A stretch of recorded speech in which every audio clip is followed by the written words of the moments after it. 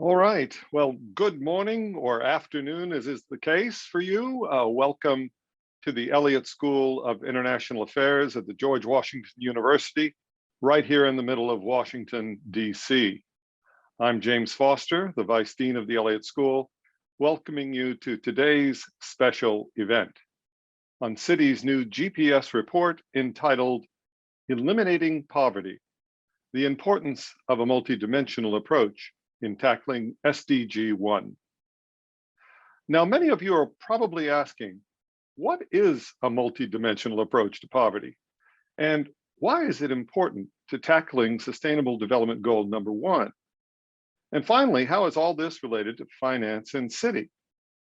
To answer these questions and many more, we have assembled an amazing panel today, hailing from Citi, Oxford, and GW, including Sabina Alkire of Oxford, Julie Monaco of Citi and GW, and two of the authors of this report, Jason Channell of Citi and Jamie Coates of SOPHIA in Oxford. Thank you all for being here today.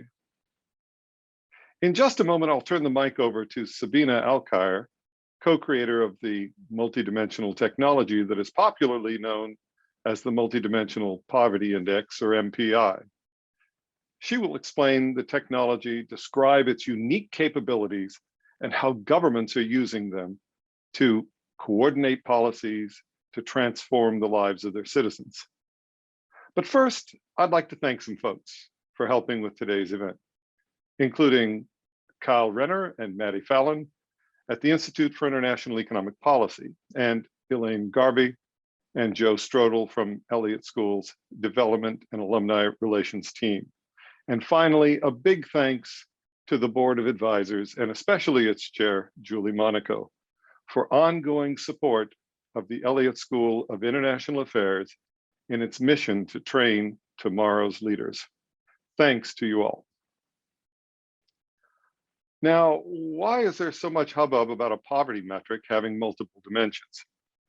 Traditionally, measures of poverty or well-being are based on a single dimension, income, which is assumed to contain all that is relevant to people.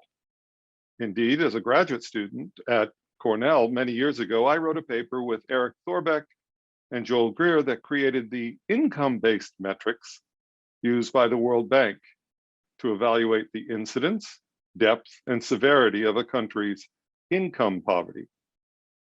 However, there are two related problems that arise from focusing only on income. The first is related to scientific accuracy. Is income alone really the best way to describe this phenomenon? The second relates to policy. Focusing alone on income suggests that income-based policies are the only ways of making a difference. In fact, poverty is much more than just low income. It's poor education, inadequate government services, bad health, and horrible living spaces, all factors which could be directly addressed by governments through policy. But if a metric only considers income, the real effect of government policies that invest in people by improving education, improving government services and access to healthcare, thus directly enhancing their people's capabilities, that effect will simply go unnoticed. The metric used to gauge progress matters. What was needed is a holistic metric that can take into account the many dimensions that matter to people. In 2006, Sabina Alkire and I constructed such a metric, which for the first time allowed governments to understand the conditions faced by their people and act upon this information to directly improve the conditions they face. More accurately, we provided the technology for doing so. It was the governments and their people that determined the dimensions and cutoffs that were relevant to that country, thus creating their own bespoke multidimensional poverty index, or MPI. In 2022, there are dozens of countries, most recently India, using an MPI to re-envision poverty and measure progress in a way that transparently reveals the impact of policies on the lives of their people, and moving the needle on the second target of goal number 1 of the Sustainable Development Goals, which reads, by 2030, reduce at least by half the proportion of men, women, and children of all ages living in poverty in all dimensions according to national definitions. We are delighted that Citi has seen the potential of the MPI for their efforts in ESG, for their commitment to broad-based prosperity, and their concern to have data and indices that accurately reflect the health of nations. We eagerly anticipate the contents of this important report. Now, part 1 covers the MPI and how it is being used by sovereigns right now. And the world's expert on this topic is here with us today. Sabina Alkire is the director of OPHI, the Oxford Poverty and Human Development Initiative. Several years back, she was in fact a faculty member right here at the Elliott School. Sabina, welcome back. The mic is yours. Thank you so much, James, and thanks to all who have joined us today. As James said, now when we think of poverty, we both think of it in a monetary form and also in a multidimensional form. And we use both metrics together as complements, as sisters, to be able to see poverty in all its shapes and fight it effectively. So what is a multidimensional measure and how are governments using it? And how, in this time of global crisis, with so many experiencing deeper poverty or new poverty, is there a need for private sector for fresh thinking and fresh innovation to use these metrics with different tools so that we can move the needle faster? So my part simply covers what is the metric and how are governments using it. As James said, the question is, when poor people describe their situation, what do they talk about? And they talk about the fact that a child might be malnourished, or the roof might leak when it rains, or they don't have any education, no job, or they live in a place without good sanitation. And it's this overlap, this nexus or coupling of overlapping deprivations that constitutes multidimensional poverty. So to build it, you ask, what are the policy priorities? What are the KPIs? What are the sustainable development goals that relate to poverty that are on the front burner? And then a set of them you can look at for each person or each household and say, in which of these 10 or 15 indicators are people deprived? And so for each person you have yes or no, are they deprived? And then you say, what is a critical mass of deprivations that means a person's poor? If they have one deprivation, maybe they can get along, maybe it's not a hindrance. But if they have a critical mass, they will need a helping hand. And so that's a poverty cutoff. And using those two things, we can say what proportion of the population in a country are multidimensionally poor. Just like we can say what proportion are monetary poor. But going beyond that, we want to know how they are poor. What's the shape? What investments? What actions? Is it sanitation over here? Is it a nexus of housing and nutrition over here? What's the shape? So to do that, we look at the average share or percentage of deprivations poor people experience, and then the indicator composition of poverty. And that means in a time of fiscal scarcity, governments can put their resources exactly where the deprivations are, matching, again, to make the most impact with the least resources, which is the situation we're in right now. When you multiply what we call the incidence headcount ratio, the percentage of people who are poor, by the average deprivation score of the poor, which we call the intensity of poverty, how bad it is. 90% of deprivations is much worse than 40%. When you multiply these together, you get the MPI, or Multidimensional Poverty Index. What's important for that in terms of metrics is that if any deprivation of any poor person goes down, poverty goes down. So there's a direct link that's measurable in terms of impact between relieving any deprivation of a poor person and a measure. But what measure? The Citi report talks about two kinds of different measures. One which can be compared across the country and one which is tailor-made. So if you think of $1.90 a day, the World Bank's measure of monetary poverty, you can measure all the countries of the world. That's a comparable measure. In multidimensional space, this is the global MPI, which our research institute co-estimates with the United Nations Development Programme, updating it annually. On the other hand, there are what we call national measures, and these are tailor-made. So in Colombia, you might have long-term unemployment. In Panama, you might have internet access. In Dominican Republic, how close the poor are to a river that floods. In Maldives, it might be obesity as well as undernutrition. And so the shape of poverty changes. Those are national MPIs. They cannot be compared, but they're much more highly relevant to each particular situation. So let me give an example from the report of each of them. In the case of the global MPI, it covers 5.9 billion people who live in developing countries. It's about 92% of the population in those countries. Of those 5.9, 1.3 billion are poor. By the same definition of 3 dimensions and 10 indicators, half of those poor people are children who have not completed 18 years of age. 2/3 of the 1.3 billion poor people live in a house in which no female has completed 6 years of schooling. And there is a female living in each of those houses of those 836 million people. So as you can see with the global MPI, we can span across the globe and see zero poverty almost in some countries, up to 92% in Sierra Leone. We can see averages for Latin America or Sub-Saharan Africa, South Asia, or East Europe and Central Asia. And then we can go into 1,291 subnational units, look at it by ethnicity, by age, by rural, urban areas. And that could be quite useful in terms of having global targets. But it's not as accurate in many contexts. And so in those contexts, there's a national MPI, which is a permanent official statistic created and updated by the government to measure poverty. Some countries like Colombia, Ecuador, Vietnam, Philippines, Costa Rica update their MPI every single year. Mexico, Chile might be every 2 years. And the contents change.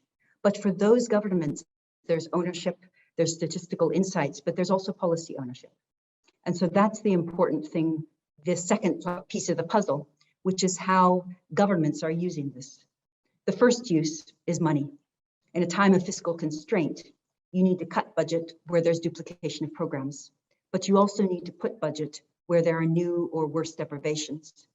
And again, make sure that there's not a mismatch. So with limited resources and simple reallocation, you can accelerate poverty reduction. A second is to target. You have a national measure, but then you have it for all these different groups. Who's poorest? And how can you target them? Or if there is an individual targeted program, which children need scholarships for education? Where is their lack of healthcare? Where is their lack of different things? Again, to be the most precise and high impact. A third is to coordinate. A lot of energy and money is wasted by silos. And one of the bywords of SDGs has been breaking silos. And so by using the MPI, you can have integrated multi-sectoral activities. And the analogy that President Santos uses, and he chaired a roundtable with many ministers working successfully to reduce poverty in his 2 terms of government, and the next government took that forward, was that in many places, parts of governments compete, but poverty is too important for that. It's a team sport. We have to play together and we have to play to win. And so using a metric, thinking about how we can work together is a very powerful way of moving this work forward. And the last is monitoring, evaluation, and evaluating so that we can celebrate progress. We can commend the people who reduce poverty the fastest, say, how did you do it? Look at their political will, look at their success. And so that becomes one of the ways that political performance is judged. As James Foster says, we can use metrics also as leadership tools and performance evaluation tools. So these are some of the uses that governments are having right now. But as we all know, we're in a new era. And so we need to think of how other people, and particularly the private sector, can go forward. So Sir Tony Atkinson, who is an advisor of OPHI and a great and beloved late economist, wrote his last book on measuring poverty. And he said the important thing about poverty metrics is that they have to be linked to action. And so how can they be linked in new ways to new action? And to discuss that, I'm delighted to turn over to Ginny Monaco. She will give opening remarks on ESG, capital markets, and metrics. Julie is the Managing Director and Global Head of Citi's Public Sector Group in the Corporate and Investment Banking Division of Citi's Institutional Clients Group. She's also Chair of the Elliott School of the Board of Advisors and a graduate from GW with a BA in International Affairs. Julie, the screen is yours. All right. Thank you very much, Sabina. It's a pleasure to be here today on many different levels as an Elliott School graduate and in my capacity at Citi. At Citi, we cover as clients 165 governments globally. And when we're working with those governments from the 98 locations where we are on the ground, we are spending time with those governments in an advisory capacity on how to achieve their SDG goals. And what has been great about the SDGs is that it has given the private and the public sector a common language and framework for the goals that we have all been trying to achieve for a very long time. And I think that I see this MPI as an evolution of us getting to better and better metrics so that we can align what Sabina was talking about, helping governments align their fiscal spending towards where it's going to have the right impact to help them achieve the SDGs. When you look at the SDGs, there's a $2 to $3 trillion financing gap every single year of financing not available that needs to be solved by the private sector. And that is where an organization like Citi comes in working with governments to find that financing, whether that's partnering with multilateral financial institutions for concessional financing, but also very much in the capital markets, where there has been a huge growth in ESG funds and desire from private capital to want to come in and help solve these problems, of which SDG 1, eliminating poverty, is critically important. When you look at it and you look at the growth, that there's over $2.5 trillion worth of outstanding debt associated with the Sustainable Development Goals at this point. And what is that leading to? Well, it's leading to naturally very much a desire to have better metrics. And I think the MPI helps get there. And when Sabina talked about what does the MPI do differently than a pure income-based poverty index does, is you talked about how it allows you to customize it at the national level, and how it allows you to achieve, to be able to define specific KPIs that are going to initiate projects. And many of those projects to solve some of these problems at the country level are projects that can be financed commercially in the private sector. And that is, a role that Citi plays. At Citi, in our global footprint and in our advisory work that we do with governments and we do with the private sector, who we bank all over the world, we are committed. In a year ago, we announced that we were going to commit $1 trillion of an incremental financing between now and 2030 to support the financing the sustainable finance goals, and that this included $500 billion for social finance goal to ensure that we're aligned with the SDGs. And as part of that goal, we're aiming to expand access to essential services for low-income housing, and we became the largest private sector issuer of social bonds. In October 2020, Citi issued a $2.5 billion inaugural social bond. And in 21, we issued another $1 billion social finance bond to support lending against all of these SDGs. And so we work very closely to bring private financing into this public, into the public sector, as well as into the private sector to solve a lot of these problems. And we created our own social finance framework that we use in the emerging markets, which includes 4 components: the use of proceeds, process for project evaluation and selection, management and proceeds, and the most important one, reporting. And as we've seen recently in the press, the regulators around the world are starting to look at this. Whenever a market hits 2.5 trillion in size, they're going to start looking at it a lot closer and say, and there's a lot of articles and a lot of backlash around greenwashing as it relates to green bonds, but we're going to see that across all of the social bonds. You see the EU green bond standards that just got released. The SEC is proposing new rules on what kind of data has to be shown, and even China has unveiled ESG reporting guidelines. So I think we are at a turning point where there is a demand out there for private capital wanting to come into ESG and SDG linked financing for projects to help companies, private sector as well as public sector, solve these problems and achieve these SDG goals. But I also think that we're at a turning point where having more data that backs up the goals is really important. And so, in Citi, in September, we published the social finance framework to enable the issuance of our social finance bonds. And we used a third-party Sustainalytics to provide a second-party opinion that we were following the frameworks. And we recognize that there is a need for better outcome-based metrics that are going to align SDG KPI-linked financing and KPI-linked bonds. And I think that that's where the financing side of this is very, very linked to getting the right metrics. So we applaud this type of research, this type of work, and this type of progress, because it is going to help us achieve the Sustainable Development Goals. So with that, I'm going to turn it over to our expert. I'm really excited to be able to introduce a really important colleague of mine at Citi, Jason Channell. He's the Managing Director and Head of Sustainable Finance, Citi Global Insights. He's the head of sustainable finance and is designed, and the group that he runs is designed to provide thought leadership content and insight into the full breadth of Citi's client base. He joined Citi in 2011, and he previously built and led Citi's sustainable and responsible investment research team from within Citi Research, taking that to the #1 ranked around the world institutional investor survey. He started his career at Fidelity Investments, and prior to joining Citi, he built Goldman Sachs' alternative energy and clean tech coverage globally, as well as his universal exposure to institutional investors around the globe over the last 25 years. He's advised countless CEOs on sustainability and finance, from global mega caps to VC startups across every single industry, from energy to fintech. And his knowledge and experience has led him to present to numerous governments and policymakers and supranationals and regulators around the world on sustainability.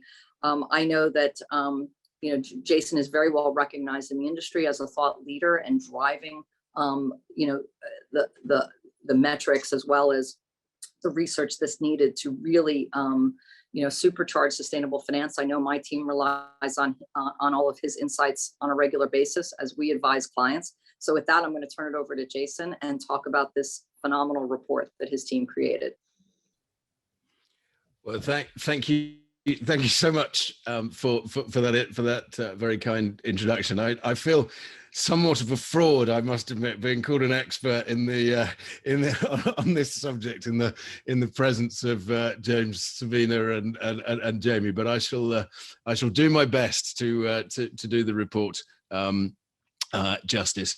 So I will just speak for about 10 minutes. I'm just going to try to share my screen just so you can see a few slides, which will hopefully give you a little more detail on what's actually in this report. And then just to remind you all that you can find all of this if you just Google Citi GPS and the poverty report. It will pop up along with many other GPS reports that are relating to all of the SDGs.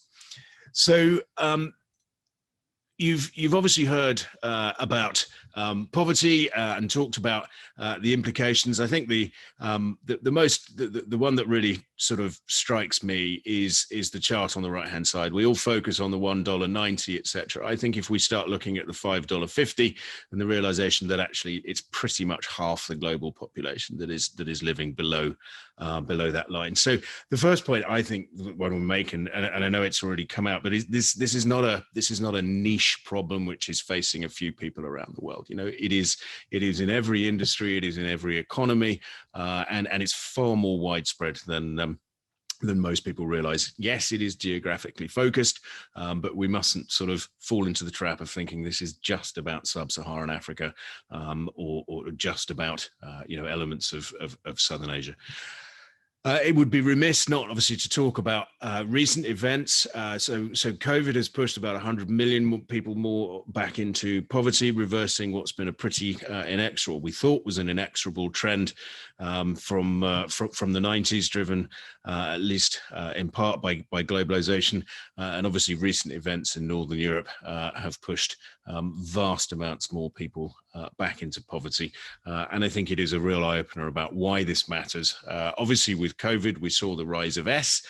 Very much historically, we'd had a focus on the E elements of ESG. COVID focused just on the S, and obviously the human tragedy that we're seeing unfold across Europe as well.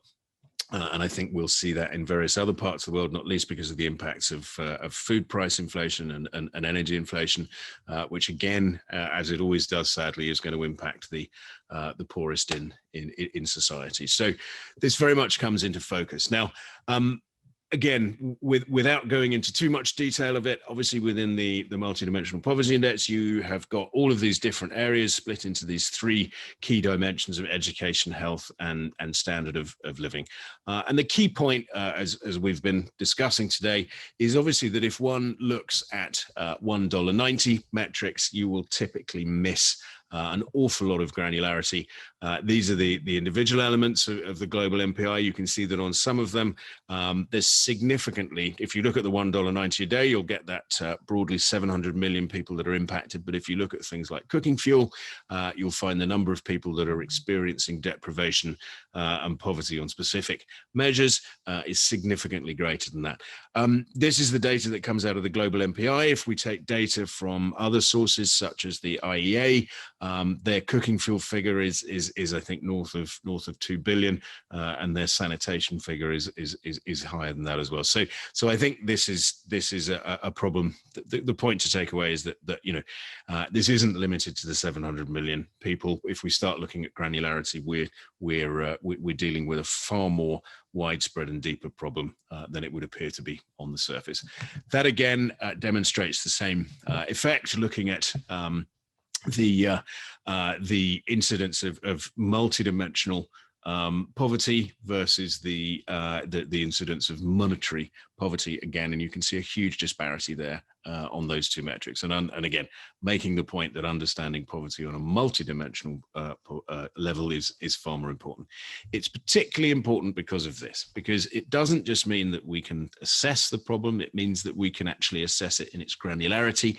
Very, very importantly, rather than using the sort of fabled helicopter drop of money, which sort of spends money on everything and hopes it's going to somehow work, we can actually look at it and we can get to the root cause or root causes of where poverty is in a particular country or city, or even part of a city, or indeed within an industry or a supply chain. We can then actually design and implement solutions. We can monitor and report on the progress. And very, very importantly, it also means that we can actually harness finance and target finance against those elements that we have assessed as being the root cause of the problem. And then the wonderful thing about that is that although this is a horrific issue, if we actually start to look at the potential of investing in these areas and fixing these areas, for want of a better term, the economic multiplier effects, if it's done well, are extraordinary. And you have, these are very broad brush figures that are on the right-hand side of that chart. It is going to very much depend where you are in the world, and they could be much, much bigger. They may be a little smaller, but the chances are, I think, if it's done well, they're going to be bigger. So you have economic multiplier effects of ranging from sort of 2 up to north of 7 times. Some elements of this, we were finding figures for them were sort of north of 10 times, significantly north of 10 times. So the point I'm trying to make here is that we have to move on from the perspective of looking at tackling poverty as a cost, right? It isn't. It's an opportunity. It's an obviously an enormous social opportunity for us to tackle these areas, and that's before we even start thinking about the moral obligation to tackle these things. But to do it properly, there is a huge economic multiplier effect, and that's why it's so important to not do the helicopter drop and to actually get to the root cause of this, because you don't just fix the thing then that you're targeting to fix. You get this ripple effect that works through the economy and then starts to tackle these other areas as well. And that, to me, is the real power of a multidimensional approach towards poverty. It allows you to understand it, and it allows you to tailor solutions, to target solutions. It allows you to raise the capital and then to target that capital. And it's not, as I say, it's not, humanitarian aid or charity, etc. If it's done correctly, it's also got enormous economic benefits that then impact from a social perspective and on human lives, but also economically. We've heard about all the ESG capital which is out there. The last point I want to make really is that this isn't just something that we ought to be doing. The capital is absolutely there. There's $35 trillion of ESG screened capital out there. If we look at COP26 in Glasgow at the end of last year, with GFANZ, there's about $130 trillion of capital out there that has agreed to look at portfolios from a net zero perspective. Now, not all of that is going to be targeted towards ESG things, but it gives you a sense of the extraordinary scale of capital out there, which is moving in this direction. And the key point I would leave with you on capital is that it's not that the capital isn't there, right? The capital is there in a vast way. Its frustration is that it lacks the specific vehicles which it can use to deploy that capital. So there is a desire to invest, but the log jam, if you like, is the fact that the vehicles aren't there. And that is an enormous opportunity for all of us on this call, is to use things like a multidimensional approach to poverty, to actually understand what it is, to use some of the elements of a multidimensional poverty index as the KPIs to raise finance, to target capital. And obviously we've seen the rise of, Julie mentioned the nearly $2.5 trillion of sustainable green social bonds, etc., which have already been issued. There's a desire for so much more. We've obviously got those. We've got the new ones, which are these KPI linked bonds, where coupons can actually move based on the achievement or otherwise of a metric. And actually the ability of a multidimensional poverty index to target capital, especially if it could be through a KPI linked bond, or using these as the KPIs for sustainable supply chain finance, or actual instrument issuance, or sustainable lending, etc., to raise that capital to tackle these issues is enormous. It's an enormous opportunity socially, and it's an enormous opportunity economically. So I'm going to leave it there and hand it over to Jamie, who I understand is going to have some closing remarks and then open it up to Q&A. But as I say, we're delighted to be a part of this with SOPHIA, and delighted to be on the call with James and Sabina today as well. And the report is there, as I say, on Citi GPS. There's a lot of information in there, so do please go and have a look at it. Jamie, over to you. Jason, thank you. So first of all, Sabina had said earlier, we need to link this to action. And so I've actually stepped aside from SOPHIA, and we've created with Oxford University Innovation a new company called Wise Responder. And Jason was wondering, whether he was up to the experts. But the first thing I'm going to do in the first action of the company is to say, Jason, you are a Wise Responder. Thank you very much. And we look forward to helping other companies and organizations use this methodology to be effective. So that's the first thing I want to say. The second thing I want to say is Jason and I were recently at a conference with Business Fights Poverty, who was talking about there's a tsunami effect affecting poverty. There's climate issues, there's warfare, there's inflation. And I want you to imagine that you show up in a disaster zone after a tsunami is hit. But I'm going to take away something from you. You have no currency. You're going to have to barter every single thing. And if you think about social metrics, and you think about every bond out there, and you think about every deal, every single one is different and customized, and it's bartering. And if you just barter, it's really expensive, really slow, And as Juliet pointed out, the regulators are going to get really unhappy. So the question I've got today is, how do we get to, I'm not sure a global currency, but actually multiple currencies, but a limited number of currencies that can actually really help accelerate this and connect the finance to the action and make a real difference in people's lives. Now, one of the really wonderful things about working with Citi is that actually you have bankers show up and walk into the room and say, well, show me it makes a difference in someone's life. Show me that it goes from a metric in the financial markets down to changing life. And so I want to just talk a little bit about how the multidimensional measures can connect all the way through from the ground and back up again.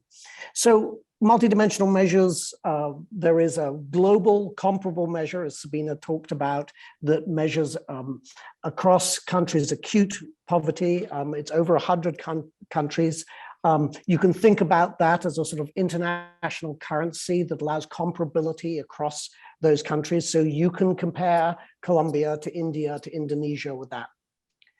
But it's a bit high level because, so if you want to go in, Sabina's done, and Oxford has done this amazing work with governments, national statistics offices in places like India and Colombia have actually locally determined measures. So they've got measures where the locals have determined the indicators. So you've got this really nice balance of local determination of the indicators that fit the local people into an internationally recognized model. So it's not just me in London or Julie in Washington deciding how you're poor and why you're poor. No, it's us showing up to listen, to understand why there's poverty and understand how to connect to it. So it's a really interesting tool in that way. Now, if you are, let's say you're a banker and you're going to talk to a government about lending money, well, if you think about, you've got local currency and international currency, and you can think about, like in Colombia, you've got the Colombian multidimensional poverty measure. It's much more accurate, it's updated locally, it's really powerful. And then you also have the global measure, not quite as accurate, but globally comparable. And so there isn't one measure, there's two, but we recommend using both so that bonds would look through the two lenses at that. And that gives you the ability for the international markets, so to speak, or dollar denomination to look at across countries. And if in the local peso denominated country, you can really zoom in on what's there. So you've got the ability to have these multiple currencies. And Wise Responder is coming out with a global SDG 1 index, which will be for the financial markets, which will give you quarterly updating on that acute poverty measure. And it will be estimating, it's an inferred model that estimates the work that Sabina and James have designed with the UN, but it will be able to track and give you regular updating, and so that there is an international baseline that can be used. They are estimates. I think one thing you will hear throughout this is if we really want to make this happen, we do actually need to invest in the infrastructure of data and reporting. But I'd say one really important thing that I learned from a finance minister who said to me, okay, I'm not going to put anything in a bond. I'm not going to fund a school in the Amazon or whatever, unless I know that the education department in area can report. In other words, your reporting infrastructure actually becomes an asset for you eventually to go back to your banker. And I think that's really exciting that this is, you know, when Jason was talking about this capital there, well, yes, there's an opportunity for capital there. And I think the other issue too is that the more targeted it is, the less corruption there is, the more easier it is to focus in on it. So it's a very powerful way to make a difference. Now, the other side of this is corporates and what I'm doing there. So Wise Responder, we've been working with corporations in Latin America. We produced a regional model, and we heard from companies they wanted to compare across a regional zone. And so I think there's an opportunity for corporates to create a sort of regional currency that allows them to see what's going on across their operations in a particular zone. You're going to need them in different continents, but no more than probably 8 or 9 in the world would be sufficient to be able to provide the sort of metrics that really allow you to make a difference on the ground. And I think, you know, what we're hearing from companies is everybody is really worried that something's going to happen in a world of transparencies and smartphones, and you get images flowing around the world, that if your brand isn't authentic and you aren't actually really trying to make a difference, you won't have the capital available when a shock happens. And so the multidimensional tool is actually a great way, and we've seen really interesting things happen when companies use it. First of all, it doesn't just help the poor. it actually gets everybody else on board. The team approach, people actually love being on a team. And we've seen an outpouring of support in companies that have done they've done a census of like 8,000 people across 3 countries. And it's really transforming how their workforce, and people are shocked that they would listen to them in this specific detail in such a pragmatic way. So I'm excited about the fact that these measures can be used for financing, reporting, and actually changing people's lives. And I think there's a great opportunity for the private sector to adopt these measures. They're already available. They're an asset that's available there. They're there to build vehicles that connect the financing. And it's a way for us to come together as a team. And so I'm looking forward to partnering with many of you to build coalitions that adopt the use. And I would say there's something really painful, though, is that when you adopt a measure, it's limited because you've got to have focus.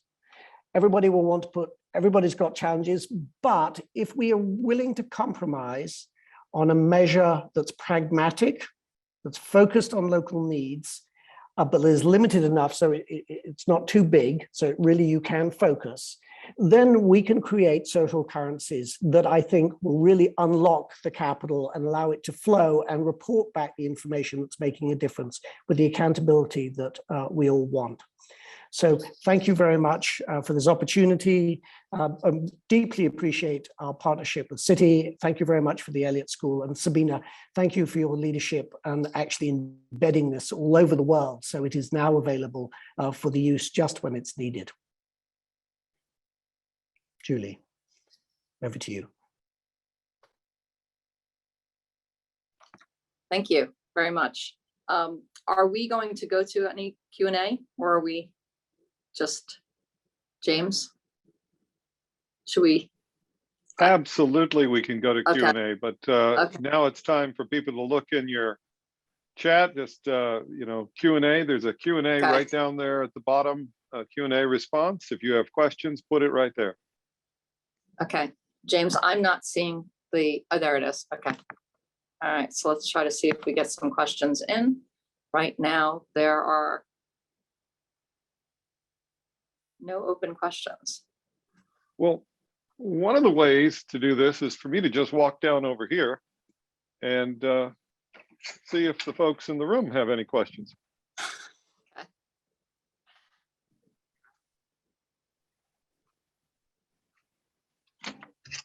Hi, folks. How y'all doing?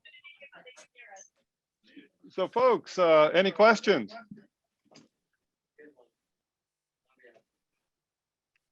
Yes. Well, why don't you just Thanks so much for this excellent overview. And I really liked your assessment of the multiplier effect for the impact on all these different categories of multidimensional poverty.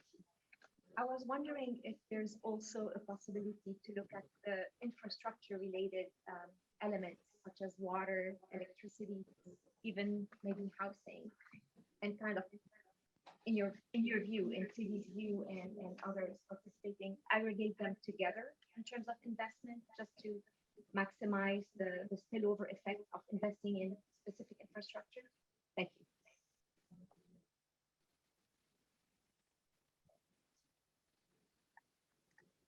all right.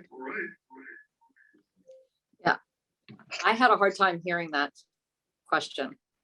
My apologies.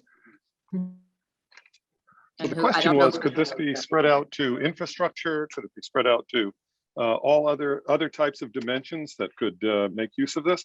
And I think the answer is yes. I mean, the sky is the limit. The question really is the individual countries, their priorities are primary in the way that we are thinking about things here. And to the extent that they point out that they need desperately infrastructure, they desperately need certain aspects of social services, it can be incorporated in. But the interesting thing is the different approach from, let's say, a typical World Bank approach is that we're not going to the country and saying, you need this, here's, we can lend it to you. But in fact, it kind of starts locally and comes out. So that makes the authenticity just a bit more. Great. Okay, other questions? We do have a And- question. Yeah, we do have a question that just came in. Great. That said, could you go into a bit of depth on how companies can use these MPI tools and why they should use it? I think there's some really interesting examples of that in the report. I don't know who wants to address that, Jason or James. Let me start off with that. So we're seeing companies have a number of reasons. So one is just straight up management. And typically these measures are actually household measures, so they give you much more data. It gives you what we call a 3D view. It shows you deprivations, debt, and discrimination. So suddenly companies learn a lot more information about what is affecting and impacting their workforce. So that's one level. We're seeing the whole issue of sustainable supply chains, the issue of having effective reporting against the SDGs. It provides you data for that as well. And then also we're seeing it begin to be used in sustainable linked bonds. Now, a company like E&I uses the multidimensional when it actually negotiates with sovereigns about energy exploration. It also uses, so it uses at the beginning of its business process, and then when it's running programs that are actually investing and ensuring a sustainable life in the communities where it operates, like in Angola, where we're working with them, it uses the same methodology to be able to assess the impact of that. And it provides you with a much richer set of tools and information within your organization. I would also say that, as one of our colleagues at Citibank would say, if you look at certain countries where like government is 12% of GDP, if the private sector isn't doing it, then actually nobody's doing it. And so then you've got a major issue there. So it really, to some extent, it depends how big the government is, what some of the level is. But the other thing that's interesting is there is much more poverty than you could possibly imagine. And let me give you an example of that. So there was a company that included the households of their managers, and that information radically altered the amount of poverty being reported because they covered live-in domestic help. And so that was very shocking that actually there was actually a high level of poverty in the managers' households. So there's actually much more poverty than you can imagine. We all make assumptions about household sizes, but often households are larger and one person is supporting more people. So that's another reason. I would say an additional reason is one of the most effective ways of doing development in a country is when somebody gets a formal job, they're usually supporting a lot of people who are not in the formal economy. And where companies are the most organized and efficient entities, it's an incredibly powerful way to support development and growth for that. And lastly, I would just add about just transition, which is where a lot of companies are focusing on just transition, but if you don't put the social metrics in, we're not going to make it across to the goals because we won't get the buy-in we need. So those are some of the reasons. Let me move on to some other questions that have been put up. One question that just came in is, how is the current situation, the war between Russia, Ukraine, uncertainty, Afghanistan, et cetera, impacting the goal of eliminating poverty? And does the MPI include security?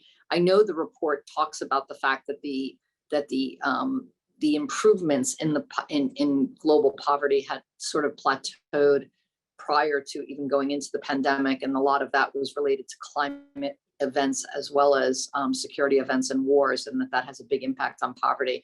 So I think the question that's being asked is, how does MPI include security and investments in security as a way to reduce poverty? I'll take that one, perhaps. So Afghanistan has a national MPI that was launched in 2019. And one of the 5 dimensions of Afghanistan's national MPI is shocks. And that dimension has 3 indicators: income shocks, production shocks, and security shocks. So security shocks relate to violence, to displacement, and to the conflict. But income and production shocks are also important in terms of drought, which Afghanistan sadly suffered, in terms of disturbances of livestock patterns and of markets. And so being able to see the different kinds of shocks people experience are very important. The last data we have for Afghanistan are 2020. The next survey is fielding. And so where we are between surveys, very much like Jamie said, you have to infer.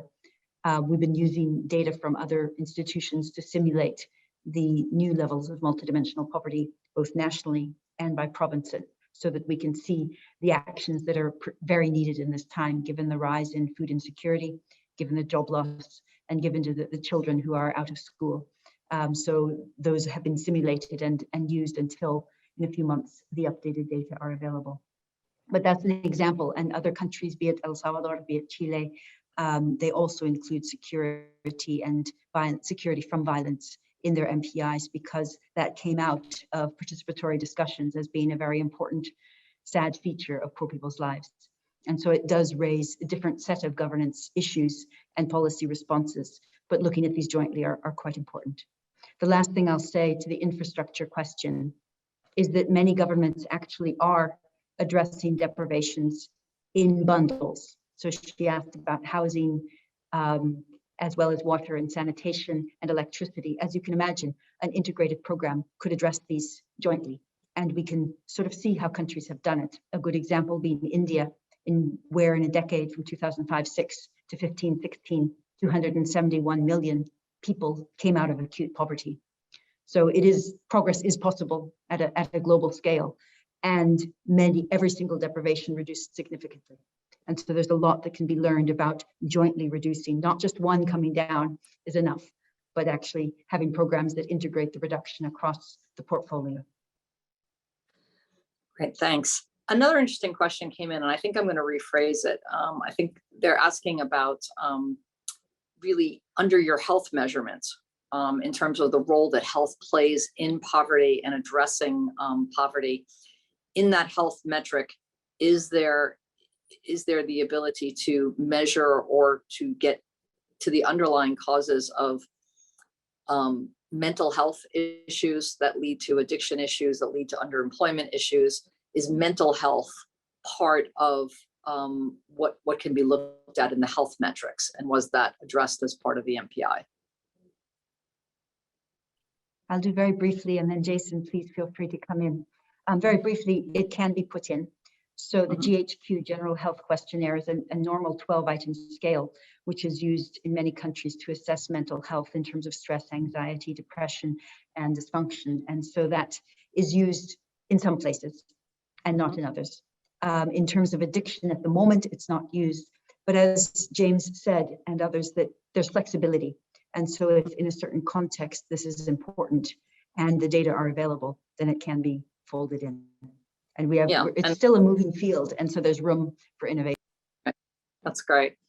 A question came in about how do you measure, the valuation not matching the expressed financing needs? How do you use the measure to value bonds? I would answer that, and Jason, you can build upon it. I don't really think it's about using the measure to value the bonds. It's using the KPIs. What Sabina talked about was the fact that the MPA will actually allow you to get to very detailed KPIs. And those KPIs are going to measure the outcome. And to attract ESG financing, you want to be able to measure and report in a way that you can show the outcome to attract that funding.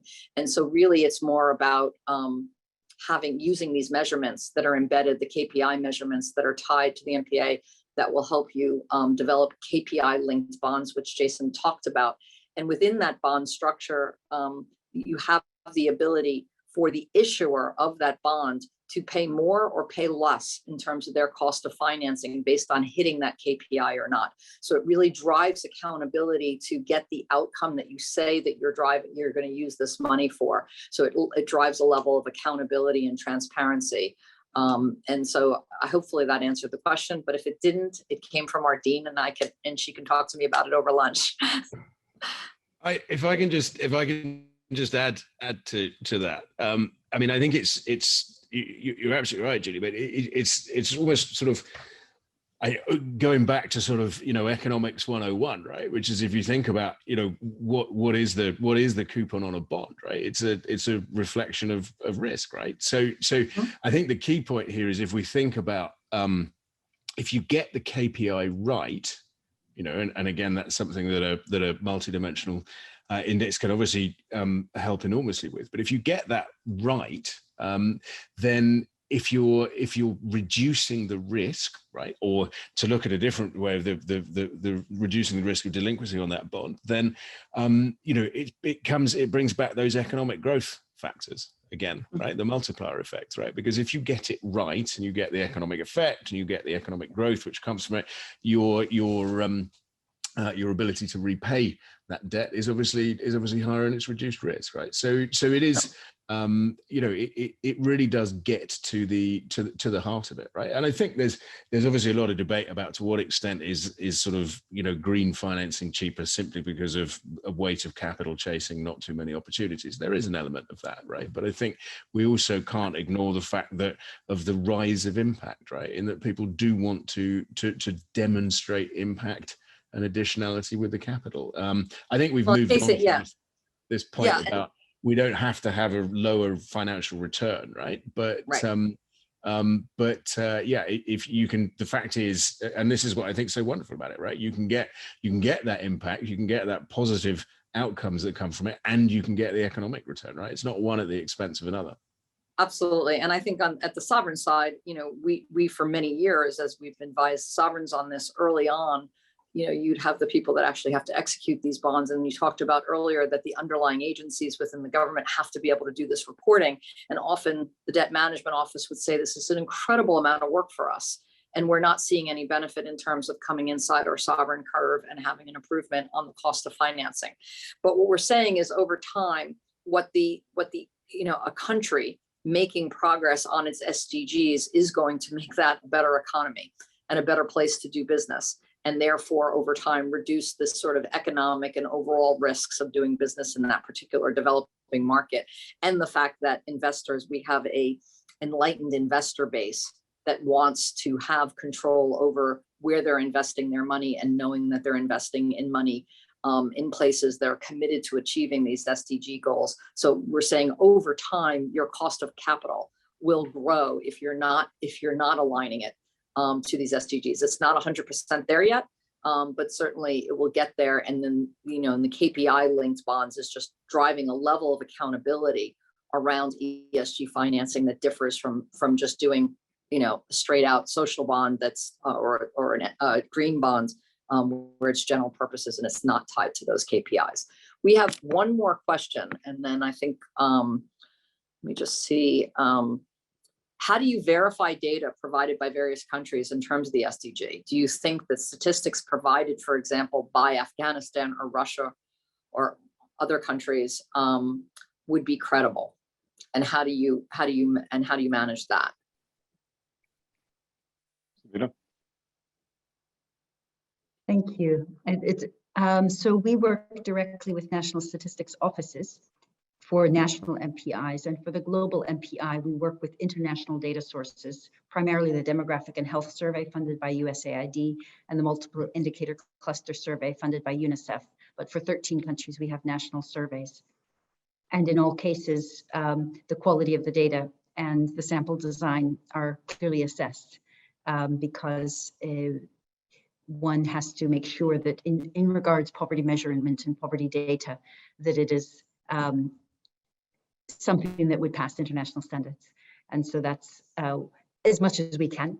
That is certainly what OPHI work with. And we are very confident in the statistics in Afghanistan, and the National Statistics and Information Authority is doing a great job in that place. And so, it's a technical work, and there are political influences, and there always are, and there always will be. And so the group of statisticians, their job is really to try to have an independent voice that can bring numbers to bear in a way that can inform decision makers. So that's the hope for the national MPIs that we work with at least. Right. All right. I think we're finished with questions. Is there any other closing remarks anyone wants to make?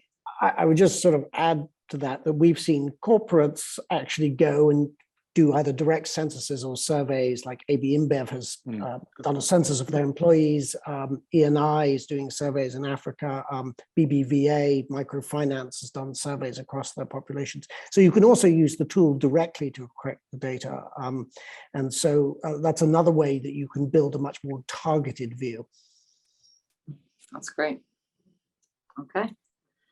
James, is there anything that you wanted to say in closing? I just want to say thanks to all the participants, everyone in the audience, the people in the room next door who we will now return to. Thank you for being here and for providing this great forum for a discussing a really important problem over the next decades. Thank you so much for your insights. Bye-bye. Thank you. Great seeing you all. Bye. Bye.